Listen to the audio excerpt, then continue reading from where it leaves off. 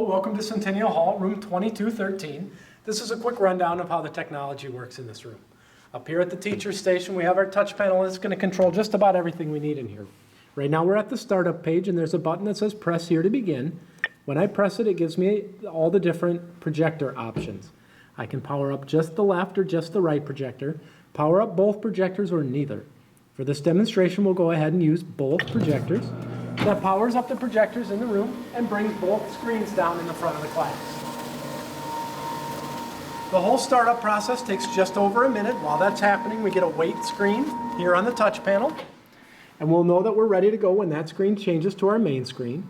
So while we're waiting, we'll talk about the lights. We can control the lights on the right-hand side of the touch panel here. There are 5 presets, lights all on, 2 lecture presets, one using the whiteboard lights and one turning the whiteboard lights off, a theater setting that dims all the lights, and a lights all off button.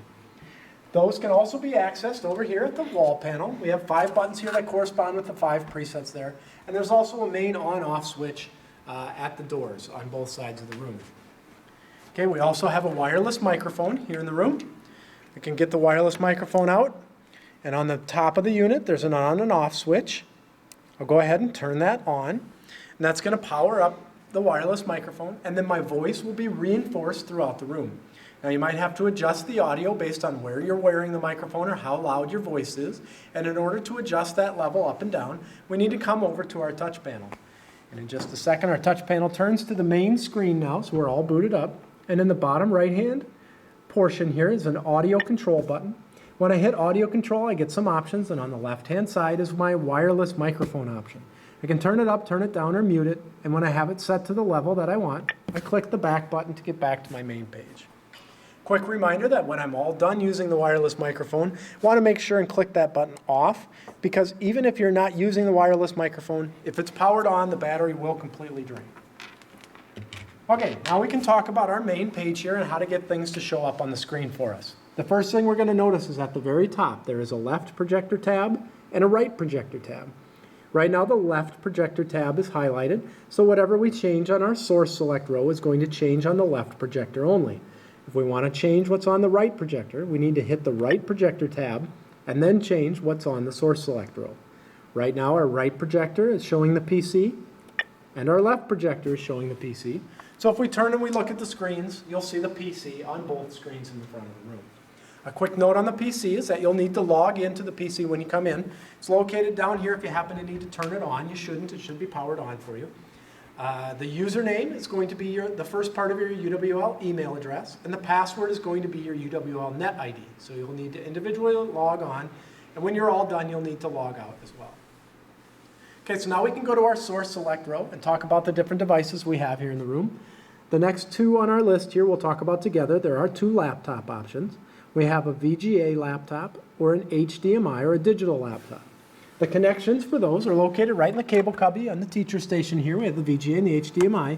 We also have a power supply right down there, so you can plug your laptop in. You don't have to rely on the battery.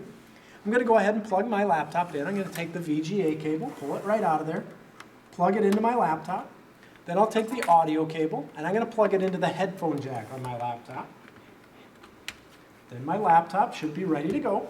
So I come over to the touch panel and I hit the button labeled laptop.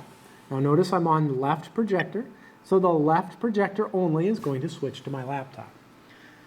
So if we look up on the screen, if our laptop doesn't come up right away, which is what happened to my laptop, that's probably because we don't have my laptop able to see an external projector. So the way that we do that is we either go into the control panel, or a shortcut is to hold down the function key and hit the F8 key.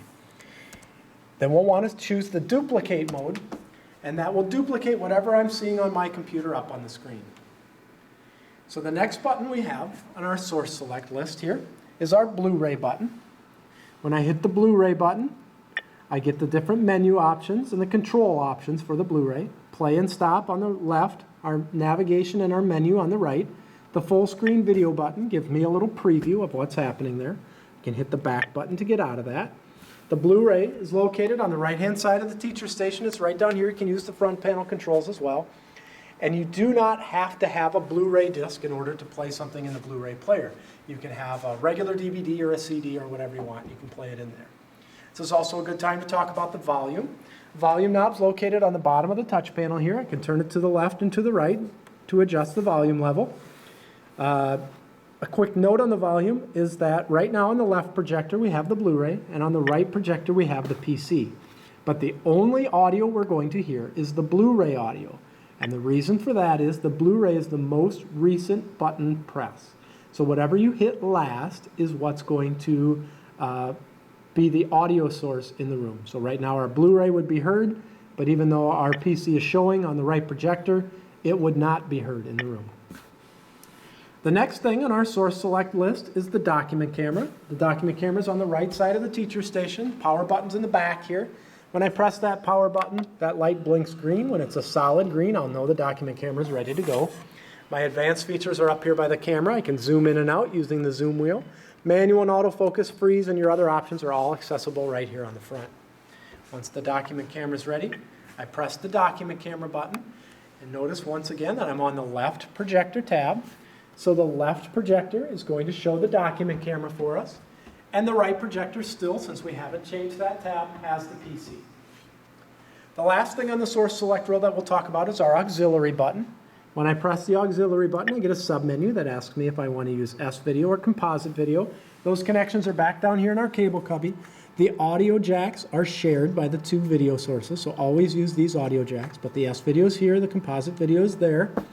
And those would be used for any external device that you want to bring in. Like say you had a video camera that you wanted to plug in, or your iPod or something like that. You can go ahead and plug right into those jacks, hit the corresponding button, use your device to control it, and then you'll be able to see and hear what is on your device. On the left-hand side of the touch panel, we have our left projector mute and unmute, and our right projector mute and unmute. Now the left projector mute button doesn't just mute the video of the projector. What it's going to do when I hit that button is it's going to mute the video or just send a black screen without powering anything down, and it's also going to bring the screen up. When I hit that button, I'll give you a quick demonstration of why that's real handy. Because now my screen is going up, and my right-hand screen is still showing the PC, or whatever I want to show, and I can use the whiteboard now. And I can draw whatever I want to, and I don't have that projector light shining on me. I can do a demonstration up here, and then when I'm ready to get back to the normal mode, I don't have to wait for everything to power down and power back up. I can just hit that left projector unmute button, and the document camera comes back up, and the screen comes back down, and so we're ready to go right away again. Okay, obviously the right projector mute and unmute buttons do the same thing, just with the other projector. The bottom button here is an important button. It says help on it. When I hit the help button, the names and phone numbers of a couple members of the Academic Technology Services staff pop up. Those are the phone numbers that you're going to want to call if you ever have problems during a class, or if you ever have questions or concerns of any kind. Excuse me. I'm going to hit the OK button. That gets me out of that help screen and back to my main screen here. And the last thing we'll talk about is in the bottom right-hand corner, there's a System Off button. When I hit System Off, it's going to ask me if I want to power the system down. When I hit that power down button, it powers off both projectors, which is important, so we save the life of the projector bulbs, and it brings both screens up so that we're back into our startup mode. So once again, I want to thank you for watching, and if you ever have any questions or concerns, please contact Academic Technology Services, and we'd be happy to help.